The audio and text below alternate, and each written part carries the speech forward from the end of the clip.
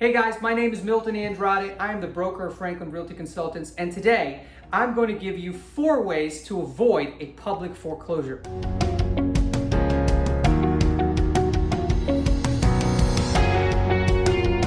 So we know this past 2 years actually, have been very, very difficult for hundreds of thousands of people all over this country and the world because of COVID. And let's just say you've been laid off, you got downsized, your business has dropped tremendously because of lockdowns and all these different changes, and you are behind on your mortgage payments. Well, there's a couple of ways to avoid foreclosure. Number 1 would be forbearance. So when you apply for forbearance, and many banks will do this for you given the current circumstances, they will allow you to stop making payments on your loan without it affecting you negatively. Now, forbearance could last 6 months, it could last a year. I don't really see it lasting longer than that because the debt is going to continue to accrue, and the money back due payments do have to be paid. So just know that when you do a forbearance, you are kicking the can down the road. You have to pay this money back. Now, what happens at the end of forbearance? You don't have the money, you got laid off, other things came up, medical emergencies. Well, you may qualify for a loan modification. A loan modification will oftentimes reduce your mortgage payment, your interest rate, or take the debt that is owed, those payments, and put it on the back of your loan. Now, you have to qualify for this, and not every bank is going to want to work with you. So I've known a lot of people that have been able to do it, and then some that haven't for one reason or the other. Let's just say you got laid off, you don't have enough income coming in. A bank is not going to give you a loan modification. And so what do you do then? Well, you could do bankruptcy or foreclosure defense. Now, I'm not a fan of these solutions because it takes you out of the game. It can really affect your credit and your ability to borrow and purchase again for an extended period of time. And so personally, when I went through this in 2009 and I found myself underwater on a property, I opted not to do that because I wanted to get back into the game. I didn't want to be shackled and put on the sidelines. So your next step could be a short sale.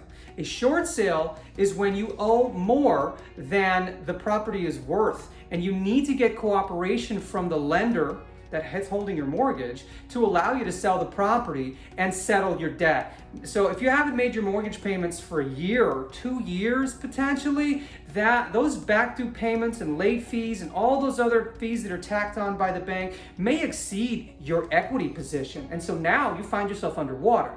A short sale is going to allow you to sell the property and settle that debt so it doesn't linger over you, okay? Now, if you were to go to foreclosure, that debt's not necessarily forgiven. So a short sale is always a better option than a foreclosure.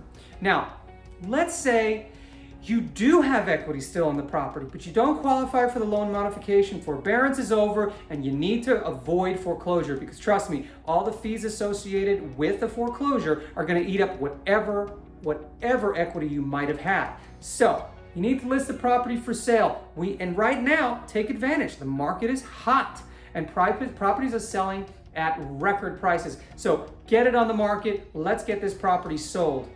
If your property needs work, if it's not in very good condition, if it's potentially in such bad condition that a buyer can't use a mortgage to purchase this property, then I would suggest Franklin Concierge Service. We will loan money to homeowners that have equity so that we can bring your property up to current standards and sell it at the highest level in the market, okay? There are some caveats there. You have to qualify for it. Not everybody will. So your third bet, or your fourth bet at this point, would be a fire sale, selling it to an investor with cash that will be able to really bring this property up to current standards and then potentially resell it or stay with the property themselves or rent it out.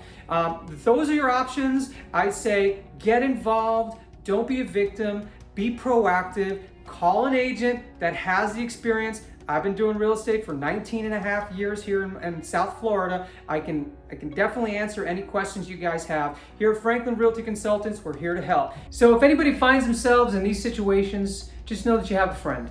Feel free to reach out to me direct. My cell number is 954-629-9952. If you found this useful, please like and subscribe.